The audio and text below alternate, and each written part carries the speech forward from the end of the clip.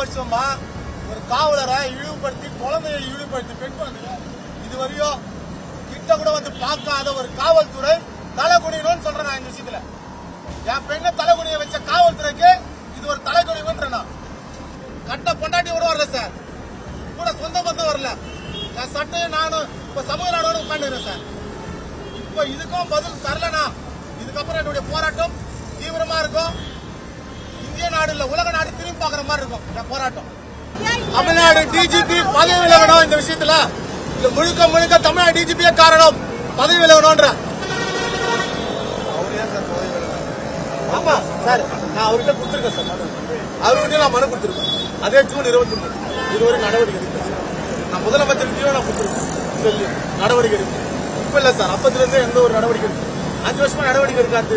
யார் மேல சார் கொடுக்குறோம்? இப்ப எக்மோர் போலீஸ் ஸ்டேஷன் அவருடைய கண்ட்ரோல் இல்லையா?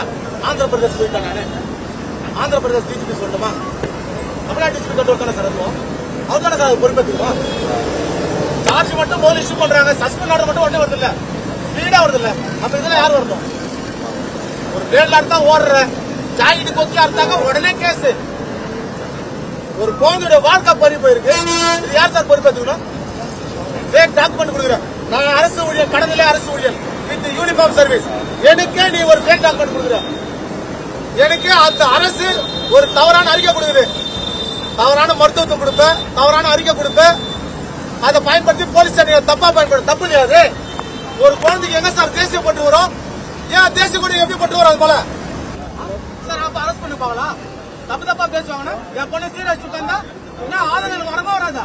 அதிகாரி பேச கோவம் வருது. என் பொண்ணு பேச சார். ஆமா சார், அதிகாரி கேக்குறேன் சார்.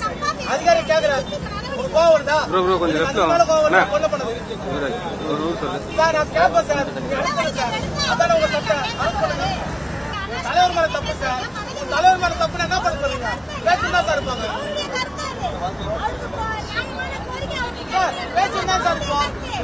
பாதிக்கப்பட்டது ஒரு பெண் பிள்ளை, அதை ஞாபகம் வச்சுக்கணும். குழந்தைய வாழ்க்கை விஷயம் இல்ல சார். சீராய்ச்சாச்சு, முடிஞ்சு போச்சு, எனக்கு ஆயிடுச்சு. நாளைக்கு இன்னொரு குழந்தைக்கு பேர் கொடுக்க கூடாது. அதுக்கு இந்த அரசு நடவடிக்கை இருக்கு. குற்றவாளிக்கு பாதுகாப்பு தரப்போதா இல்ல குற்றவாளி மேல் நடவடிக்கை எடுக்க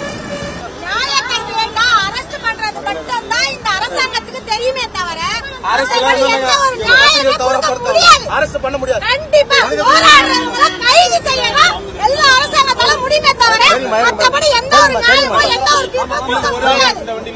எங்களுடைய நியாயத்தை யாருக்கிட்ட போய் கேட்கறது எங்களுக்கு தெரியல. தமிழ்நாட்டில் பிறந்திருக்கோம்.